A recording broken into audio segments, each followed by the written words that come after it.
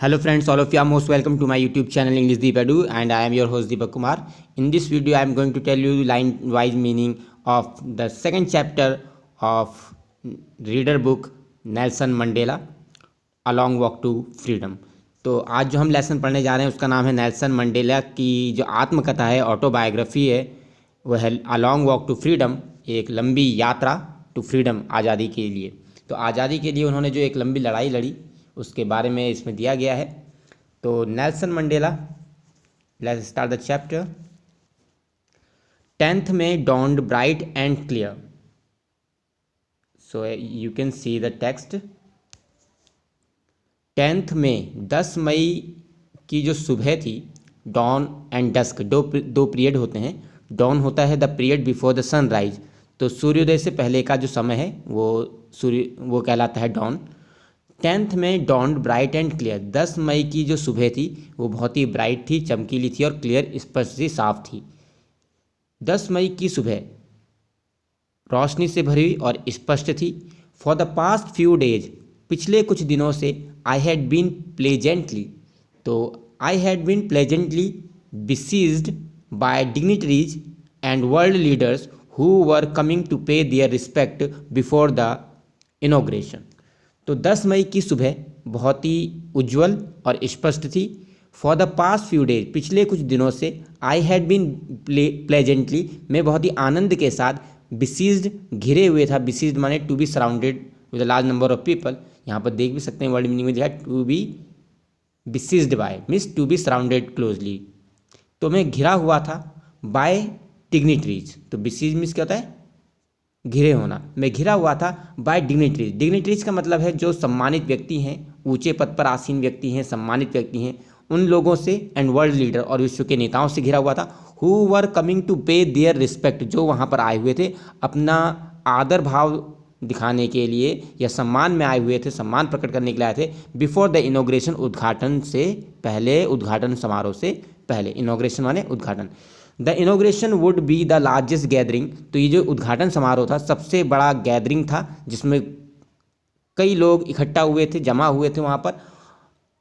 Ever of the international leader, जहाँ पर असंख्य मात्रा में, बहुत ज़्यादा मात्रा में इंटरनेशनल लीडर, अंतर्राष्ट्रीय नेता जो थे वो दक्षिण अफ्रीका की सॉइल, मिट्टी पर आकर जमा हुए थे या वहाँ आकर इकट्ठा हुए थे दक्षिण अफ्रीका में। द सेरेमनी टुक प्लेस, तो सेरेमनी जो थी, जो ये समारोह हो रहा था, टुक प्लेस, घटित हुआ, इन द लवली, सुंदर से, सैंडस्टोन, बलुआ पत्थर से बने हुए एम्फी थिएटर, जो सभागार था, एम्फी थिएटर मीटिंग हॉल। तो ये जो सेरेमनी हो रही थी, क्योंकि दक्षिण अफ्रीका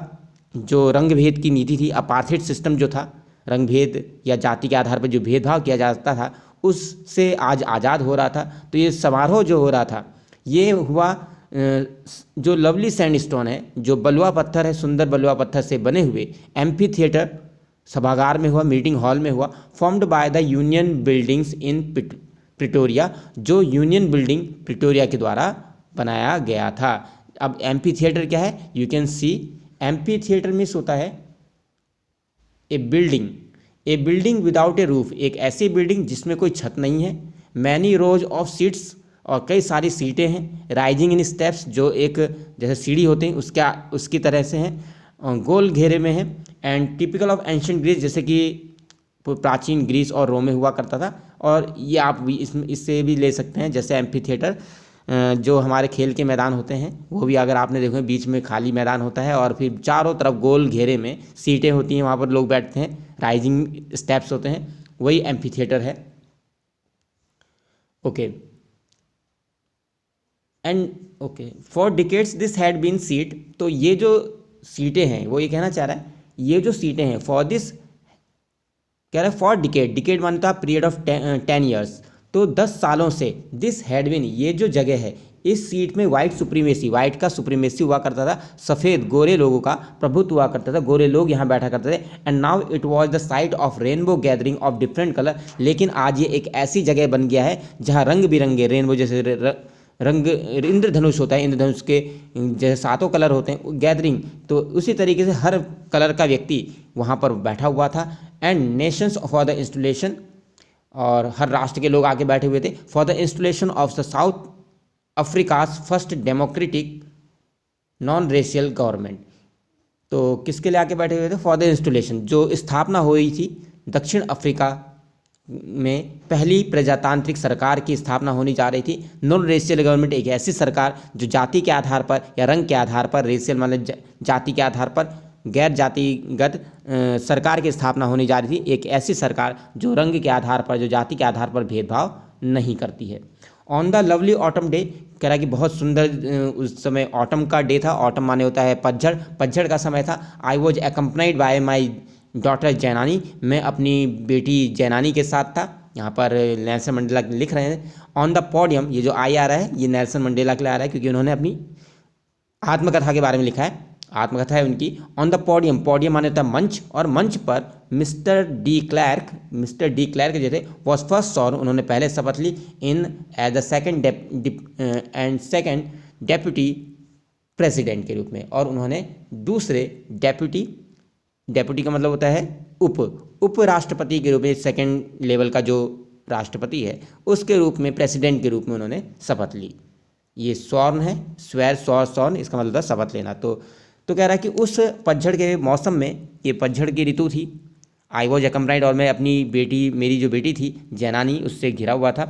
मेरे साथ में थी। एकम्पनाइड मतलब साथ में होना। ऑन द पोडियम, और मंच पर उनकी बेटी थी, और मंच पर मिस्टर डी क्लैर्क ने सबसे पहले शपथ ली एज सेकंड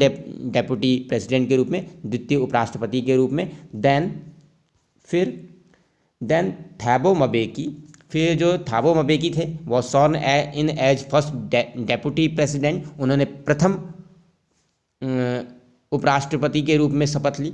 मतलब वहाँ पर दो एक मेन राष्ट्रपति होगा और उसके नीचे दो और राष्ट्रपति, ठीक है। अगर जैसे पहला अगर राष्ट्रपति प्रेसिडेंट अगर काम नहीं करता है या उसको कुछ हो जाता है तो दूसरा होगा, दूसरा नहीं तो तीसरा होगा। तो when it was my turn, फिर आया नेल्सन मंडेला की बारी। When it was my turn, जब मेरी बारी आई, आई प्लेज्ड, मैंने शपथ ली, टू ओबे एंड अपहोल्ड, कि मैं ओबे करूँगा, मैं आज्ञा का पालन करूँगा। अपहोल्ड माने होता है रिटेन, बनाए रखूँगा, द कॉन्स्टिट्यूशन,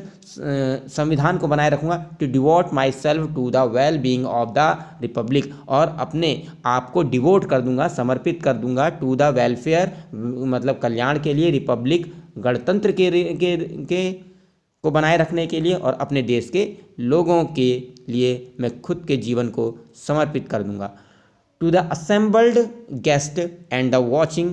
वर्ल्ड, और पूरी जो दुनिया थी, उन्होंने अपना भाषण शुरू किया। असेंबल्ड गेस्ट, सभी एकत्रित मेहमान, और वॉचिंग वर्ल्ड, और पूरी जो दुनिया आज हमें देख रही है, उनको लिखा, आई सेड, मैंने कहा,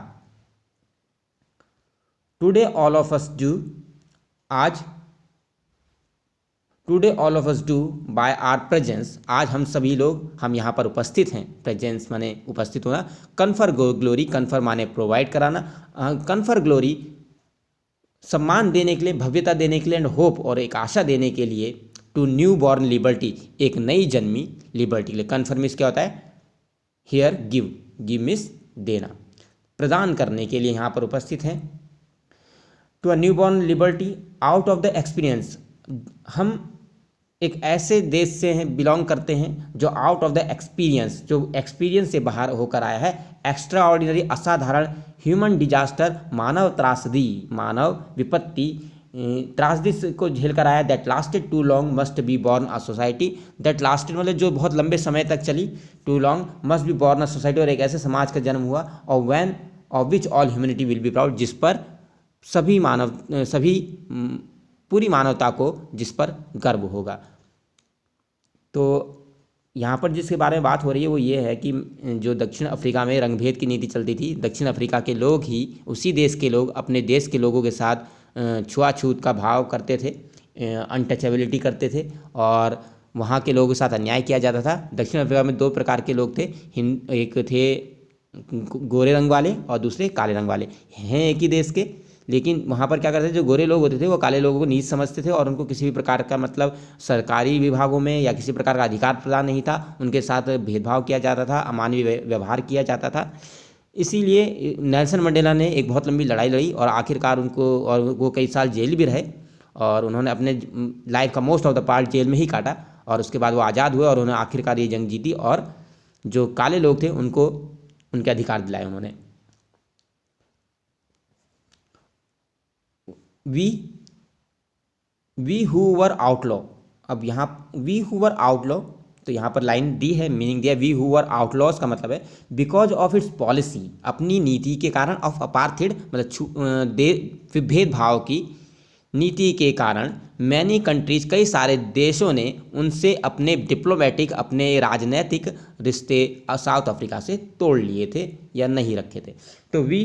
हम जिन्हें बहुत समय तक दुनिया के राजनीतिक संबंधों से दूर रहना पड़ा, हम दूसरे देशों से अलग थलग रहे, have today been given rare privilege, आज हमें वो दुर्लभ, रेयर माने होता है अनकॉमन, वो प्रिविलेज मिल रहा है, वो सौभाग्य आज हमें मिला है टू बी होस्ट, कि आज हम यहाँ पर खड़े होकर स्वागत कर रहे हैं to the nation of the world, दुनिया के राष्ट्रों का अपनी मिट्टी पर उनका स्वागत कर रहे हैं। We thank all of our distinguish का मतलब है वेल नोन, जाने माने, तो सक्सेसफुल, तो हम सम्मानित व्यक्ति, हम जो सक्सेसफुल और जो सम्मानित अंतर्राष्ट्रीय मेहमान हैं उनका हम धन्यवाद करते हैं। For having come to take possession, की पोजेस माने साथ में होना, कि वह आज हमारे साथ यहाँ पर इस मौके पर हमारे साथ खड़े हैं। With the people of our country, हमारे देश के लोगों के साथ, of what is after all, और हो भी क्यों ना, क्योंकि आखिरकार अ कॉमन विक्ट्री, ये एक सामान्य विक्ट्री है, कॉमन विक्ट्री फॉर जस्टिस, ये सभी के न्याय, सभी के लिए जीत है, ये सभी के न्याय की जीत है। फॉर पीस, शांति की जीत है, और मानव मर्यादा की, ह्यूमन डिग्निटी, मानव मर्यादा की विजय है। तो हो भी क्यों ना, सारे देश यहाँ पर आगे आज जो इकट्ठा हुए हैं, हो भी क्यों ना, क्योंकि ये एक कॉमन विक्ट्री है, ये विक्ट्री केवल एक दक्षिण अफ्रीका की नहीं है, ये विक्ट्री केवल काले लोगों की नहीं है दक्षिण अफ्रीका की, बल्कि ये तो पूरी मानवता की विजय है, सब पूरे विश्व की विजय है, शांति की विजय है। We have at last achieved our political emancipation, और आखिरकार हमने इमेंसिपेशन माने फ्रीडम फ्रॉम रिस्ट्रिक्शन, आज़ादी से, फ्रीडम फ्रॉम रिस्ट्रिक्शन माने बाधाओं से या बंधनों से आज़ादी। We have at last achieve, और आखिरकार हमने अचीव कर लिया है आवर पॉलिटिकल इमेंसिपेशन, हमने सभी बंधनों से आज हमें राजनीतिक आज़ादी मिल गई है। वी प्लेज, हम प्रतिज्ञा करते हैं, आवर सेल्स टू लिबरेट, कि हम अपने आप को आज़ाद रखेंगे, ऑल आर पीपल, अपने सभी लोगों को आज़ाद रखेंगे, फ्रॉम द कंटिन्यूइंग बॉन्डेज, जो ये लगातार हम बंधनों से बंधे हुए थे, पोवर्टी, गरीबी, डेप्रीवेशन, किसी को वंचित कर देना, किसी चीज़ को प्रदान ना करना, सफरिंग जेंडर, सफरिंग कष्ट से, जेंडर माने लिंग भेद की नीति, एंड अदर डिस्क्रिमिनेशन, और अन्य किसी प्रकार के भेदभाव से। तो हम प्रतिज्ञा करते हैं कि हम अपने देश को हमेशा आज़ाद रखेंगे, गरीबी से, वंचन से, कष्टों से, लिंग भेद की नीति से, और अन्य किसी प्रकार का भेदभाव, मतलब हमारे देश के लोगों के साथ किसी भी प्रकार का भेदभाव नहीं किया जाएगा, और सभी को समान अधिकार प्राप्त होंगे। Never never and never again shall it be that this beautiful land will again experience the operation of one by another, never never, कभी नहीं, फिर कभी नहीं, shall it be that this beautiful land, ये जो सुंदर भूमि है, विल अगेन एक्सपीरियंस, फिर से कभी अनुभव नहीं करेगी उन्हीं ऑपरेशन का, उन्हीं अत्याचारों का जो एक दूसरे के लिए हम लोगों ने किए। The sun shall never set on so glorious a human achievement, जो ये सूरज है, जो इतना भव्य है मानवता के उपलब्धि का, ये सूर्य अब कभी अस्त नहीं होगा। लेट फ्रीडम रेन, चलो स्वतंत्रता हमारी ऐसी ही चलती रहे, शासन करती रहे, रेन मानवता रूल करना। गॉड ब्लेस अफ्रीका, भगवान अफ्रीका को आशीष दे। अ फ्यू मोमेंट्स लेटर, कुछ क्षणों के बाद, we all lifted our eyes, हम सभी ने अपनी आंखें ऊपर उठाई, in awe as a spectacular array of South Africa. Awe means होता है fear, AWE, awe means fear. हम सब ने अपनी नज़रों को ऊपर उठाया, एज ए स्पेक्टेकुलर का मतलब होता है रंगारंग, जो रंग भरी जो एरे थे, एरेज का मतलब है लाइन के लिए, ऑफ साउथ अफ्रीकन जेट, दक्षिण अफ्रीका के जो जेट थे, जो लड़ाकू विमान थे। अगर आपने देखा होगा जब परेड होती है तो उसमें भी ऊपर जब दिखाते हैं एरोप्लेन, जो फाइटर जेट होते हैं, तो आपने देखा होगा फाइटर जेट, हेलीकॉप्टर, तो एक ट्रेल छोड़ते हैं अपने पीछे से। जब जैसे हमारे देश में जब 26 जनवरी होती है, गणतंत्र दिवस होता है, तो उस समय कई सारे जो फाइटर जेट हैं वो अपना वहाँ पर करतब दिखाते हैं, तो उसी समय तिरंगे को बनाने के लिए उसमें से कलर निकलते हैं। उसी प्रकार से वहाँ पर भी स्पेक्टिकुलर एरे निकला, मतलब रंगारंग कलर के धारियाँ जो कलर्स थे वो निकल रहे थे, साउथ अफ्रीकन जेट छोड़ रहे थे, हेलीकॉप्टर छोड़ रहे थे, एंड ट्रूप करियर और जो ट्रूप करियर थे, ट्रूप का मतलब होता है सेना को ले जाने वाले, मतलब जिन्हें बोला जाता है वाहक पोत या वाहक पोत बोला जाता है, वाहक पोत से आई थिंक यस वाहक पोत बोला जाता है, जिसमें मतलब जिसमें अस्त्र शस्त्र या टैंक वैंक जिसमें ले जाए जा सकें उसको बोलते हैं ट्रूप करियर या सेनाओं को ले जाने वाले। ओके, तो हेलीकॉप्टर थे, ट्रूप करियर थे, रॉर वो क्या कर रहे थे, रॉर करते दहाड़ रहे थे इन परफेक्ट फॉर्मेशन, मतलब अलग अलग फॉर्मेशन में ओवर द यूनियन बिल्डिंग के ऊपर। तो वहाँ से कई सारे करतब कर रहे थे फाइटर जेट, तो उसके बारे में लिखा है यहाँ पर। It was not only a display, तो यहाँ पर भी आप स्पेक्टिकुलर है एन इम्प्रेसिव डिस्प्ले, एक बहुत ही इम्प्रेसिव डिस्प्ले, कलरफुल जो रंगारंग हो। ठीक है, okay. It was not only a display, ये केवल एक प्रदर्शन नहीं था। Pin point precision, pin point मतलब बहुत ही सूक्ष्म सटीकता का, ये केवल एक प्रदर्शन नहीं था सूक्ष्म सटीकता का एंड मिलिट्री फोर्स का, अपने सैन्य बल का, बट ए डेमोन्स्ट्रेशन, बल्कि ये तो एक डेमोन्स्ट्रेशन था, ये उदाहरण था, ये प्रदर्शन था, और द मिलिट्री लॉयल्टी की, जो मिलिट्री की वफादारी का, टू डेमोक्रेसी की, मिलिट्री जो है, जो सेना है, वो प्रजातंत्र के प्रति कितनी वफादार है और आगे वो वफादार रहेगी। ये एक प्रदर्शन था कि जो ये मिलिट्री है, वो सेना है, जो सैन्य बल है, वो प्रजातंत्र के प्रति समर्पित रहेगी, टू अ न्यू गवर्नमेंट, और एक नई सरकार के प्रति, that had been freely and fairly elected, जिसे बहुत ही फ्रीली, आज़ादी से और फेयरली, बहुत ही सही तरीके से, बिना किसी पक्षपात के इलेक्शन चुना गया है। ओनली मोमेंट्स बिफोर, कुछ क्षण पहले ही, before the highest generals of the South Africa के जो हाईएस्ट जनरल थे डिफेंस फोर्स के, रक्षा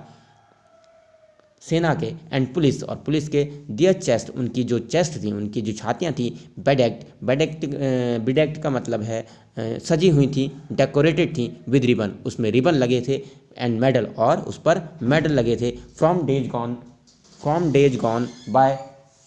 गॉन बाय, कई दिन जा चुके थे, from days gone by, saluted me, उन्होंने मुझे, तो उनके जो लोग थे, जो सेना में काम करने वाले लोग थे, उनकी जो छातियाँ थी वो सजी हुई थी, उनमें मेडल लगे हुए थे, रिबन लगे हुए थे, और सैल्यूटेड मी, उन सब ने मुझे सैल्यूट किया, एंड प्लेज देयर लॉयल्टी, और अपनी वफादारी की प्रतिज्ञा की। आई वॉज नॉट अनमाइंडफुल, मैं भूला नहीं था, ऑफ द फैक्ट, उस तथ्य को, that not so many years, कि कुछ सालों पहले यही लोग थे, before they would not have saluted me, जो मुझे सैल्यूट नहीं किया करते थे, बट अरेस्टेड मी, बल्कि ये मुझे अरेस्ट किया करते थे। फाइनली, आखिरकार, फाइनली, अ कैवरन और ऑफ इम्पाला, तो एक कैवरन का मतलब है a pattern in the shape of V shape में, तो फाइनली और आखिरकार एक इम्पाला जेट ने एक वी आकार का शेप बनाया, जेट्स लेफ्ट ए स्मोक, एक स्मोक उन्होंने छोड़ा, धुआं छोड़ा, ट्रेल ऑफ द ब्लैक, जिससे पीछे से कलर निकले, काले, red, green, blue and gold, of the new south Africa, जो न्यू साउथ अफ्रीका का झंडा था। तो उन्होंने जेट फाइटर प्लेन ने साउथ अफ्रीका का झंडा बनाया रंग छोड़ते हुए। द डे वॉज सिम्बोलाइज, ये जो दिन था वो प्रतीक था, फॉर मी, मेरे लिए, by the playing of our, जब टू नेशनल एंथम बजाई गई, एंड द विजन ऑफ, और एक विजन था, और वाइट सिंगिंग, जिसमें गोरे लोग गाना गा रहे थे। तो ये पूछा जाता है, ये कई बार पूछ लिया जाता है कि क्या लिरिक्स थे, क्या गीत के बोल थे जो वहाँ पर उस दिन, क्योंकि उस दिन काले लोगों को भी न्याय मिला और उनको भी राजनीति में शामिल किया गया, उनको भी राजनीति का अधिकार प्राप्त हुए, वोट देने का अधिकार प्राप्त हुआ, वो भी राजनीति में और ऑफिशियल में भाग ले सकते थे। तो यहाँ पर दो लोगों ने वहाँ पर दो राष्ट्रीय गीत, दो नेशनल एंथम बजाई गई थी, दोनों नेशनल एंथम के बारे में आपसे पूछा जा सकता है, तो ध्यान रखिएगा। विजन ऑफ वाइट सिंगिंग, तो गोरे लोगों ने गाया नेशनल एंथम, पहले गोरे लोगों की नेशनल एंथम बजाएगी, Nkosi Sikelel iAfrika, and black singing Die Stem, और उसके बाद ब्लैक सिंगिंग की नेशनल एंथम बजाएगी जिसके बोल थे Die Stem, the old anthem of the republic, तो ये old anthem of the republic, ये पुरानी एंथम है रिपब्लिक की। ऑल दो दैट डे नीदर ग्रुप, यद्यपि उस दिन किसी भी को भी न्यू द लिरिक्स के बारे में नहीं पता था, कोई भी गीत के बोल नहीं जानता था। दे वंस डिस्पाइस, जिससे वो शायद वो कभी पहले घृणा करते थे, क्योंकि काले लोगों से वो घृणा करते थे। They would seen no the world by heart, लेकिन मुझे इतना विश्वास है कि वो एक दिन इन शब्दों को, ये जो उनके जो गीत के जो बोल हैं, जो राष्ट्रीय गीत है सॉरी राष्ट्र जो धुन है, नेशनल एंथम जो है, उसके जो वर्ड हैं उनको बाय हार्ट याद हो जाएंगे, ऐसा मेरा विश्वास है। तो दो नेशनल एंथम बजाई गई थी, the vision of the white singing थी Nkosi Sikelel iAfrika and the black singing Die Stem. On the day, उस दिन ऑफ द इनोग्रेशन, उद्घाटन समारोह के दिन, आई वॉज ओवरवेल्म्ड, मैं बहुत ही भावुक था, ओवरवेल्म्ड वेल्म्ड, तो ओवरवेल्म्ड मीन्स होता है भावुक होना, इमोशनल, मैं उस दिन बहुत ही ज़्यादा इमोशनल था, inauguration opening ceremony, with a sense of history, जब मुझे इतिहास याद आता है तो कह रहा उस दिन मैं उद्घाटन समारोह के दिन बहुत भावुक हो गया जब मैंने इतिहास को याद किया। इन द फर्स्ट डिकेड, पहले दशाब्दी में, और द 20th सेंचुरी, 20वीं शताब्दी के शुरुआत में, अ फ्यू ईयर्स आफ्टर, कुछ सालों के बाद, द बिटर एंग्लो बोर, जो एंग्लो बोर वॉर था, and before my own birth, और मेरे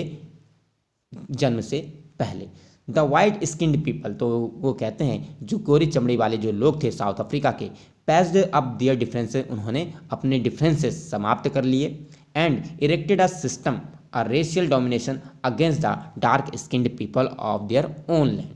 तो यहाँ पर उन्होंने लिखा है in the first decade of the 20th century, 20वीं शताब्दी के शुरुआत में, 20वीं शताब्दी के पहले दशक में, अ फ्यू ईयर्स आफ्टर, कुछ सालों के बाद, एक Anglo Boer war, civilian war हुआ, and before my own birth, और मेरे जन्म से पहले जो वाइट स्किन्ड पीपल थे साउथ अफ्रीका के, पैचअप दियर डिफरेंस से, उन्होंने अपने डिफरेंस से समाप्त कर लिए, और एक ऐसे सिस्टम को उन्होंने इरेक्ट किया, रेशियल डोमिनेशन, मतलब जिसमें जातिगत डोमिनेशन, प्रभुत्व, जाति वालों का प्रभुत्व होता था, against the dark skinned people, किसके खिलाफ, डार्क स्किन्ड पीपल के खिलाफ, मतलब जो काले लोग थे उन लोगों के खिलाफ उन्होंने एक ऐसा सिस्टम खड़ा कर दिया अपने ही देश के लोगों के प्रति। द स्ट्रक्चर दे इरेक्टेड, और जो ये स्ट्रक्चर उन्होंने इरेक्ट किया, क्रिएटेड, जो उन्होंने क्रिएट किया, formed the basis of the harshest, ये सबसे कठोर, कटु, मोस्ट इनह्यूमन, बहुत ही अमानवीय समाज का रूप था, the world has never ever known, जो शायद ही देश ने कभी देखा होगा। Now in the last year, और क्योंकि अब लास्ट डिकेड है 20th सेंचुरी का, and my own 8th decade, और मेरा खुद का 8th डिकेड है as a man,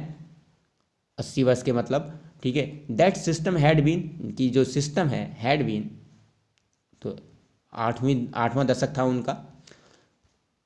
that system had been, कि जो सिस्टम था, हैड बीन ओवरटर्न, अब उस सिस्टम को ओवरटर्न कर दिया गया, ओवरटर्न माने तख्ता पलट करना, या जिसे हटा दिया गया फॉर एवर, हमेशा के लिए, एंड रिप्लेस बाय वन, और एक ऐसे, तो वो कह रहे हैं कि पहले ऐसा होता था कि गोरे व्यक्ति जो होते थे उन्हीं के देश के भाई लोग उन्हीं के देश के काले लोगों के साथ अन्याय करते थे, उनको के पर अत्याचार करते थे, लेकिन अब वो जो रेशियल सिस्टम है उसे ओवरटर्न कर दिया गया, वो तख्ता पलट हो चुका है, एंड रिप्लेस बाय, और उसे रिप्लेस कर दिया गया है, one recognise the right and freedom of all people, एक ऐसे सिस्टम के द्वारा जहां सभी को आज़ादी है और सभी को रिगार्डलेस, ये फ़र्क नहीं पड़ता of the colour of their skin, कि उनके स्किन का कलर, उनके त्वचा का कलर क्या है, इसके आधार पर उनके साथ भेदभाव नहीं किया जाता है। एक ऐसा सिस्टम उन्होंने अब बन चुका है जिसने रिप्लेस किया है, पहले भेदभाव होता था। That day had come about, आखिरकार वो दिन आ गया, थ्रू द अनइमेजिनेबल सेक्रीफाइस, जब अनइमेजिनेबल, अकल्पनीय सेक्रीफाइस, बलिदान किए गए, of thousand of my people, मेरे हजारों लोगों ने अपने अकल्पनीय बलिदान दिए, पीपल हु सफरिंग, लोग जिनके जो कष्ट और जो करेज, साहस, कैन नेवर बी काउंटेड, जिसे ना तो कभी गिना जा सकता है और ना कभी दोबारा रिपेड, इसका मूल्य चुकाया जा सकता है। आई फेल्ट दैट डे, तो वो कहना चाह रहे हैं कि मेरे देश ने कई सारे ऐसे लोगों के अकल्पनीय बलिदान देखे, जिन्हें और ऐसे साहस देखे जिसे कभी काउंट नहीं किया जा सकता और ना ही उनकी कीमत कभी चुकाई जा सकती है। आई फेल्ट दैट डे, तो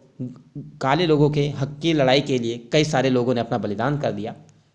आई फेल्ट दैट डे, उस दिन मुझको महसूस हुआ, I felt that day as I have on so many other days, जैसा कि मैं कई दिन महसूस कर रहा था, that I simply sum the sum of all the African patriot, कि मैं कुछ नहीं हूँ, मैं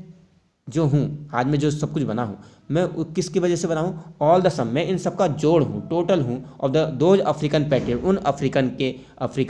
पैट्रियट के, अफ्रीकन पैट्रियट मिस होता है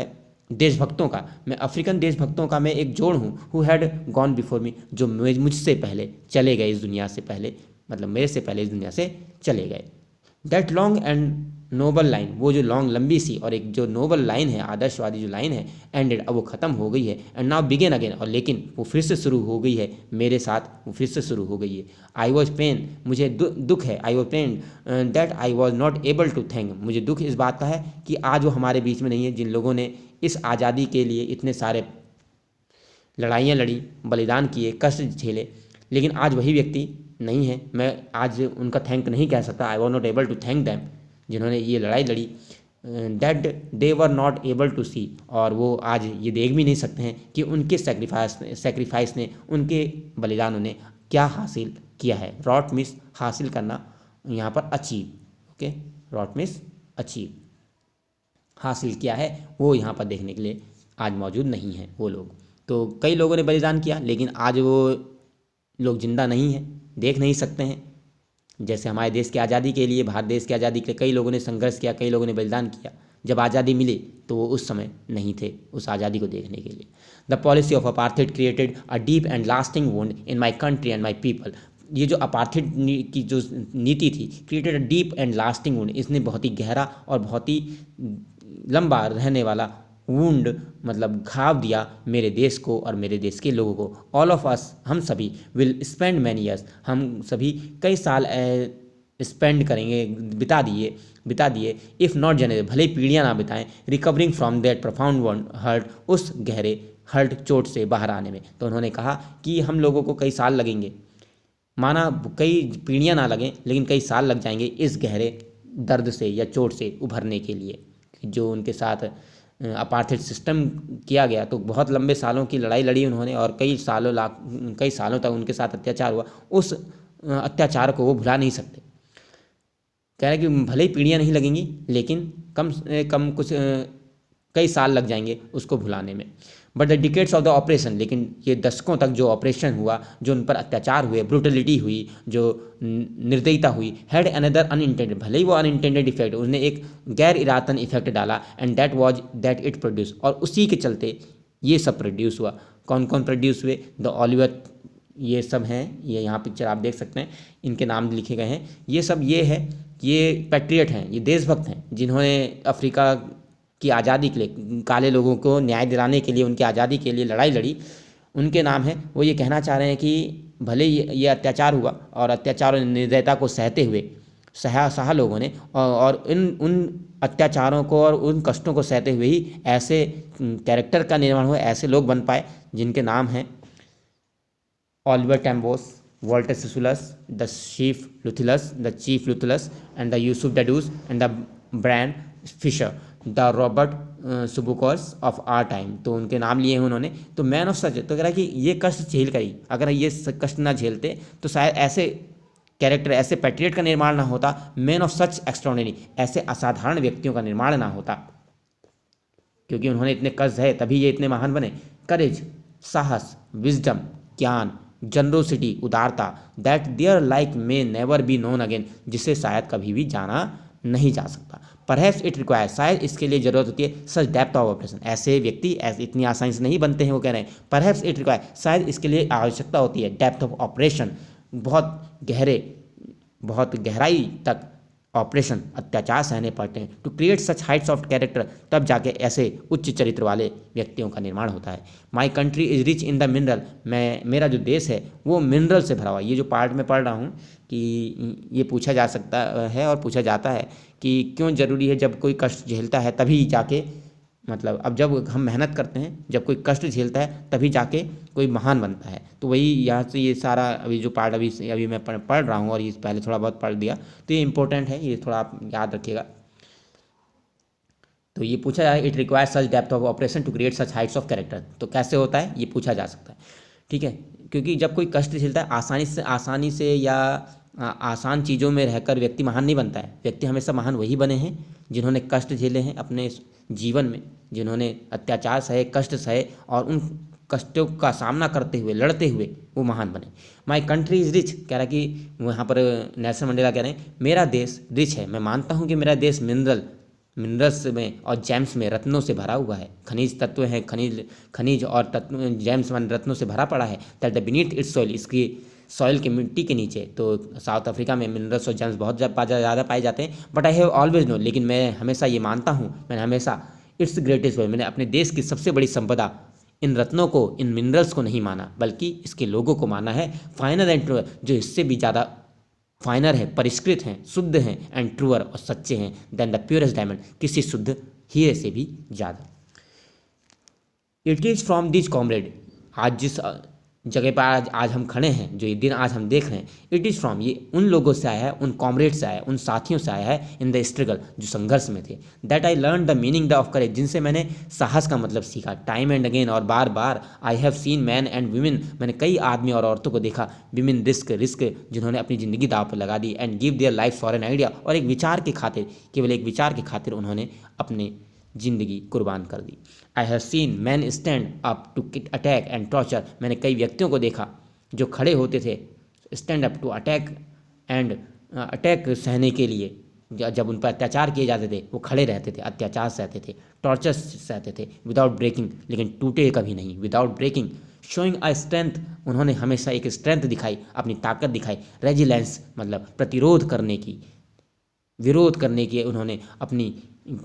साहस को दिखाया, प्रतिबद्धता को दिखाया। दैट डिफाइज माने होता है चकमा दे देना, जो शायद चकमा दे देगी, किसी की कल्पना को भी चकमा दे देगी, मतलब कोई जिसकी कल्पना भी नहीं कर सकता। आई लर्न द करेज, मैंने करेज सीखा, साहस करना सीखा। Was not the absence of fear, इसलिए नहीं कि मेरे अंदर भय की कमी थी। ये पार्ट भी इंपॉर्टेंट है जो मैं अभी पढ़ रहा हूँ। आई लर्न दैट करेज, करेज का क्या मतलब है ये पूछा जाता है। मैंने करेज करना सीखा, साहस करना सीखा। मेरे में साहस इसलिए नहीं आया कि was not the absence of fear, कि मुझे डर नहीं लगता था, but the Trump over it, बल्कि इसलिए क्योंकि मैंने इसके ऊपर विजय पाई। साहस वो नहीं होता है कि आपको डर नहीं लगता। साहसी वो व्यक्ति नहीं है जिसको डर नहीं लगता। साहसी व्यक्ति वो है जो जिसके अंदर डर है और वो उस डर पे विजय पाले, वो है साहसी। कहने का मतलब ये है, ठीक है। The brave man is not he who does not feel, आगे कह रहे हैं वो आदमी बहादुर नहीं है जिसे डर नहीं लगता, but he who conquers that fear, बहादुर व्यक्ति वो है जो अपने भय पर विजय पा लेता है। No one is born hating another person, कोई जन्म के साथ दूसरे से घृणा करके पैदा नहीं होता है। मतलब वहाँ पर ये कहना चाह रहे हैं कोई भी जन्म से घृणा की भावना के साथ पैदा नहीं होता। Because of the colour of the skin, की उसकी स्किन का कलर ऐसा है, या उसकी बैकग्राउंड, उसकी पृष्ठभूमि ये है, वो उस पृष्ठभूमि से बिलोंग करता है, और रिलीजन या उसका कोई धर्म है। People must learn to hate, लोग नफरत करना सीखते हैं। And if they can learn to hate, और नेल्सन मंडेला कहते हैं अगर लोग नफरत करना सीख सकते हैं, they can be taught to love, तो उनको प्रेम करना भी सिखाया जा सकता है। For love comes more naturally, क्योंकि जो प्रेम होता है कम्स मोर नेचुरली, वो ज़्यादा स्वाभाविक रूप से आता है टू द ह्यूमन हार्ट, मनुष्य के हृदय में, दैट इट्स अपोजिट, बिना मतलब बजाय, अपोजिट माने अपोजिट कौन, हेट्रेड, मतलब नफरत के बजाय। क्योंकि जो लव है वो हेट्रेड से ज़्यादा नेचुरली होता है। हेट करना तो हम सीखते हैं, हेट तो हम अपने दिल में जन्म देते हैं, जबकि हमारा जो जन्म होता है वो प्रेम के साथ जन्म होता है। प्रेम तो हम बचपन से सीख के आते हैं प्रेम करना, लेकिन जब हम छोटे होते हैं तो हम किसी से नफरत नहीं करते हैं। हमें कोई मतलब नहीं होता कि वो किस जात का है, वो किस बैकग्राउंड से बिलोंग करता है। हेट्रेड करना तो जब बच्चा बड़ा होते जाता है तब जाके वो अपने परिवेश में सीखता है। तो हेट्रेड से ज़्यादा लव ज़्यादा मोर नेचुरल है। अगर कोई व्यक्ति नफरत करना सीख सकता है तो उसे प्रेम करना भी सिखाया जा सकता है। Even in the grimmest time, even in the grimmest का मतलब है सीरियस, यहाँ तक कि सबसे कठोर समय में भी,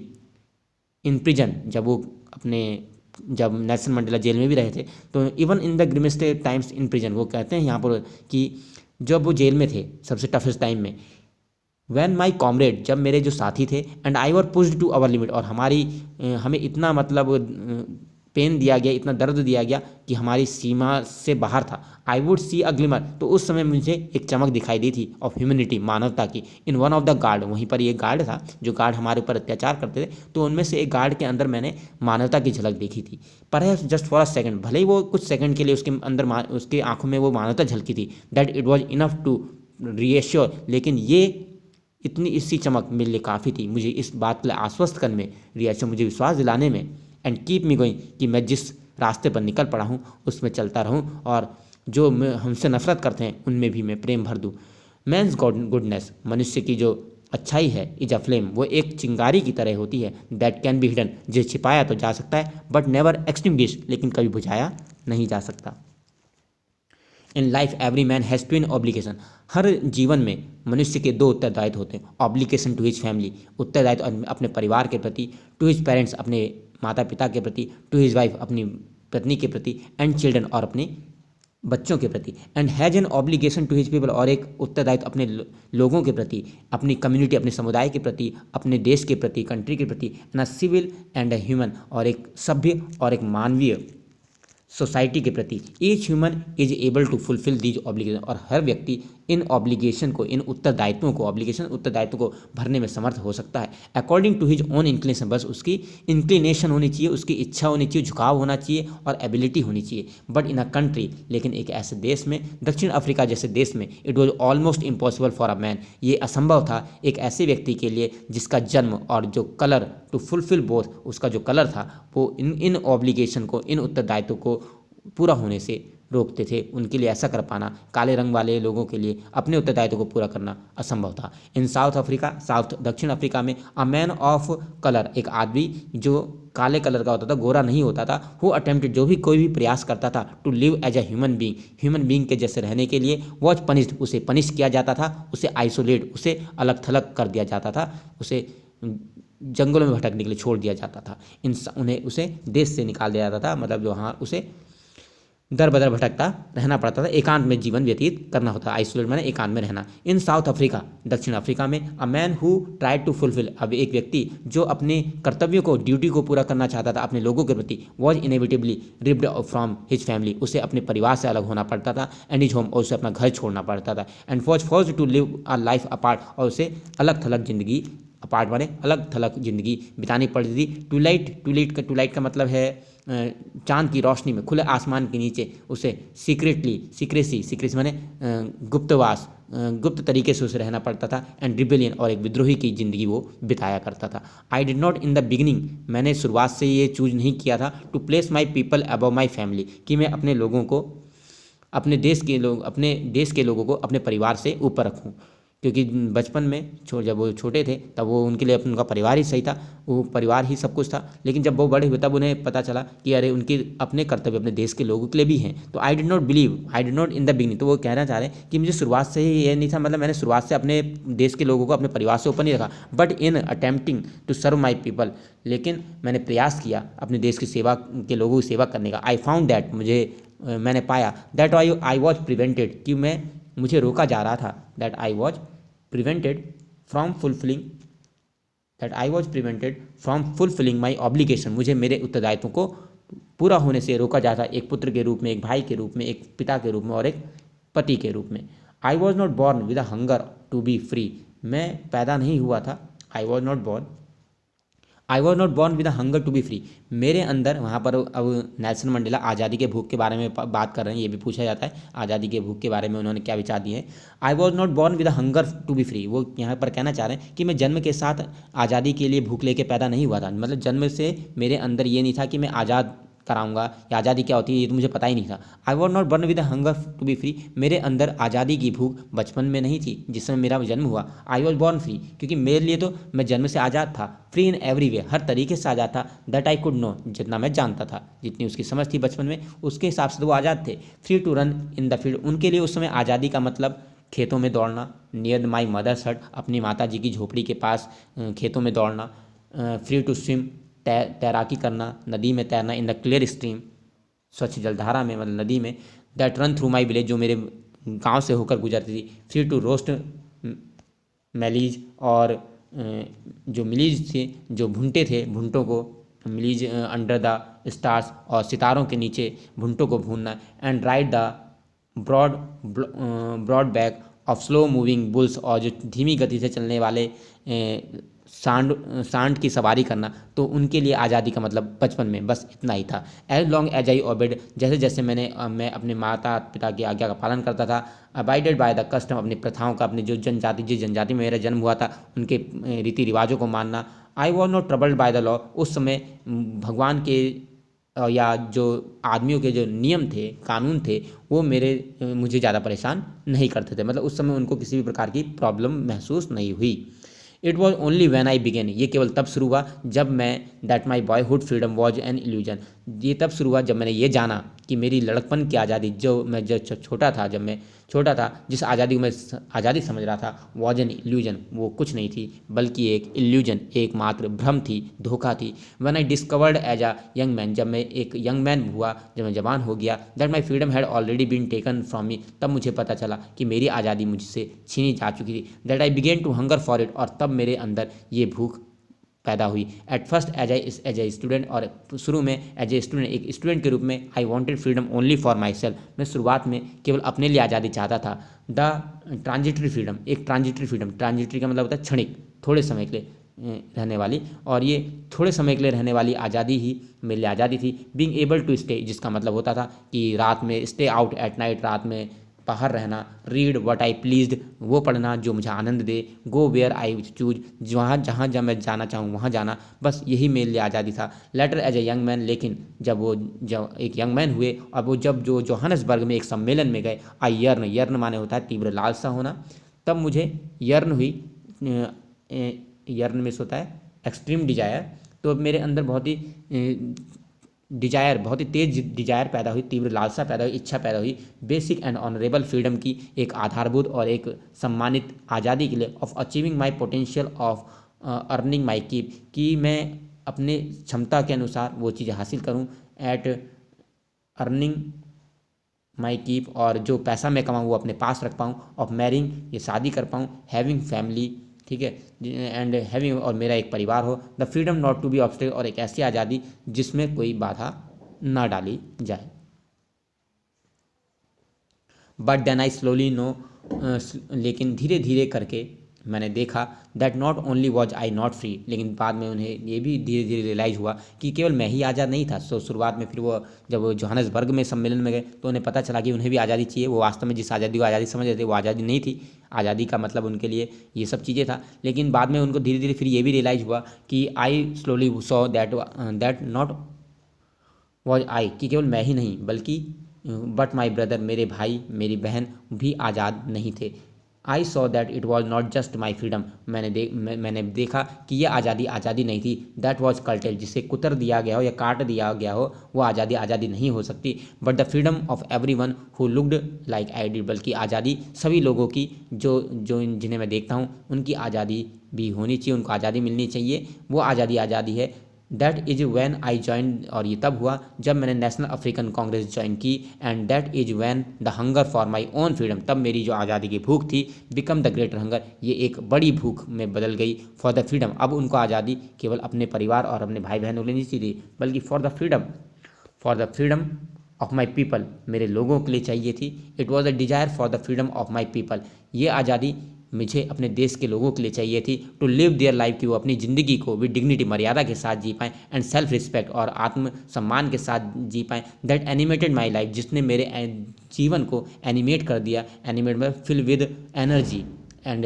एंथुजियम, जिसने मेरे जीवन को उत्साह से भर दिया। And that transformed a frightened young man into a bold one, जिसने ट्रांसफॉर्म कर दिया, बदल के रख दिया एक डरने वाले यंग मैन को, एक डरने वाले व्यक्ति, युवक को एक साहसी व्यक्ति में बदल दिया। That drove a law abiding attorney, जिसने जो मजबूर हो गया कि एक लॉ अबाइडिंग अटॉर्नी, जो एक लॉ अबाइडिंग मतलब कानून का पालन करने वाली जो ऑफिसर हैं, टू बिकम अ क्रिमिनल, तो वो एक कानून मानने वाला व्यक्ति को, एक कानून मानने वाले व्यक्ति को उन्हें बदल दिया, टू बिकम अ क्रिमिनल, एक अपराधी में बदल दिया। तो कह रहा है कि वो यहाँ पर कहना चाह रहे हैं कि इस आज़ादी की भूख ने उसे एक डरने वाले व्यक्ति, क्योंकि कह रहे हैं नेल्सन मंडेला मैं शुरू में डरता था, एक डरने वाले व्यक्ति को एक साहसी व्यक्ति में बदल दिया।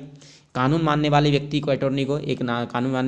कानून मानने वाले व्यक्ति को टू बिकम अ क्रिमिनल, एक अपराधी बना दिया। And turn a family loving husband, और परिवार से प्यार करने वाले हस्बैंड को एक मैन विदाउट अ होम, एक ऐसा व्यक्ति बना दिया जो बेघर हो गया,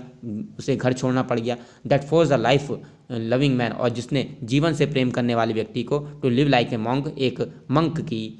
मतलब एक साधु की, एक सन्यासी की ज़िंदगी बिताने के लिए मजबूर कर दिया। I am no more virtuous, अब मैं और ज़्यादा वर्चुअस, अब मैं बहुत ज़्यादा गुणवान नहीं रह गया था, और सेल्फ सेक्रीफाइसिंग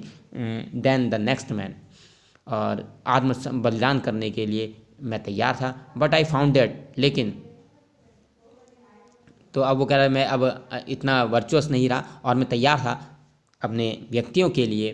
बलिदान देने के लिए। बट आई फाउंड, लेकिन मैंने पाया, that I could not even enjoy the poor and limited freedom, कि मैं अपनी जो बहुत ही कम और लिमिटेड फ्रीडम है वो भी इंजॉय नहीं कर सकता था। आई वॉज अलाउड, मुझे अलाउ किया गया, when I knew my people were not free, तो मुझे लगा कि भाई मुझे और लोगों की भी आज़ादी के लिए भी काम करना है। जब मैंने ये जाना कि मेरे लोग जो हैं वो आज़ाद नहीं थे। फ्रीडम इज इंडिविजिबल, फ्रीडम एक ऐसी चीज़ है जिसे काटा या बांटा नहीं जा सकता। The chain of on any one of my people, और जो जो गुलामी की जो जंजीरें थी हर व्यक्ति के ऊपर थी, were the change on all of them, तो उन्होंने वो कह रहे हैं कि जो मेरे लोगों के ऊपर जो गुलामी की जंजीरें थी, वो the change on all of them, जो उनके ऊपर जो चैन थी, मतलब जो गुलामी की जंजीरें हैं, the chain on all of my people were the chain on me, वो मेरे ऊपर मतलब गुलामी की जंजीरें थी। तो मतलब उन्होंने दूसरों की, अपने देश के लोगों के, सभी लोगों की गुलामी को अपनी गुलामी मान लिया। ये उनकी सोच में एक चेंज आया। आई न्यू, मैं जानता था, that operation must be liberated, कि जो दमन करता है, जो दूसरे लोगों पर अत्याचार करते हैं, जो दूसरों को लोगों को दबाते हैं, बी लिबरेटेड, इनको भी ज़रूरत है कि इनको लिबरेट किया जाए, इनको भी आज़ादी चाहिए, इनको भी आज़ादी कराने की ज़रूरत है। आज़ादी केवल उनको नहीं कराना है जो केवल अत्याचार से रहे, आज़ादी उनको भी दिलानी है जो दूसरों के ऊपर अत्याचार कर रहे हैं। तो उन्होंने कह रहे हैं यहाँ पर मुझे दो लोगों को आज़ादी प्रदान करनी थी, आज़ादी दिलानी थी। I knew that operation must be liberated, मैं जानता था जो दूसरे को दबाता है उसको भी लिबरेट किया जाना चाहिए, just as surely as the operate, जैसे जो दमन सहता है, जो अत्याचार सहता है, उसको आज़ादी की जरूरत है, उसी प्रकार से उसको भी आज़ाद कराने की जरूरत है, उस नफरत से आज़ाद कराना है उसको, जो दमन करने वाला, जो दूसरे व्यक्ति पर अत्याचार कर रहा है। A man who takes away another man's freedom, जो व्यक्ति दूसरे व्यक्ति की आज़ादी छीन लेता है, is a prisoner of hatred, वो घृणा का कैदी बन जाता है। He is lock behind the bar, वो भी उसी प्रकार से प्रिजुडिस मतलब पक्षपात या नैरो माइंडेडनेस माने छोटी सोच, संकीर्ण सोच का शिकार का कैदी बन जाता है, और वो संकीर्ण सोच और पूर्वाग्रह या पक्षपात के सलाखों के पीछे बन जाता है। तो वो कह रहे हैं कि आज़ादी केवल ऑपरेस्ड को नहीं दिलानी है जो दमन सह रहा है, बल्कि जो दमन करने वाला उसको भी आज़ाद कराना उस सोच से। I am not truly free, मैं वास्तव में आज़ाद नहीं था। If I am taking away someone's help, अगर मैं किसी और की आज़ादी छीन लेता हूँ, just as surely as I am not free, तो जिस प्रकार से मैं आज़ाद नहीं था। When my freedom is taken from me, जैसे मेरे से आज़ादी अगर कोई छीन लेता है तो मैं भी आज़ाद नहीं हूँ, और अगर मैं किसी आज़ादी छीन रहा हूँ तो भी मैं आज़ाद नहीं हूँ। The oppressed and the oppressor like are robbed of their humanity, जो ऑपरेसर है चाहे वो दमन करने वाला हो या दमन सहने वाला हो, तो जो ऑपरेस्ड है और ऑपरेसर है वो ये यहाँ पर दोनों चीज़ कहने हैं कि जो दमन सहता है, जो चुपचाप दमन सह रहा है और आवाज़ नहीं उठा रहा है, और दूसरा एंड द ऑपरेसर, और जो दमन कर रहा है जो दूसरे को दबा रहा है, ये दोनों क्या हैं, रॉब्ड ऑफ देयर ह्यूमैनिटी, उन्होंने हमारे मानवता के लुटेरे हैं, इन्होंने मानवता को लूटा है। तो दोनों ही दोषी हैं, कह रहे हैं, चाह रहे हैं। तो इसके साथ ये समाप्त होता है इसका Hindi meaning. Thank you very much. Like, share and subscribe and press the bell icon for daily update. Thank you.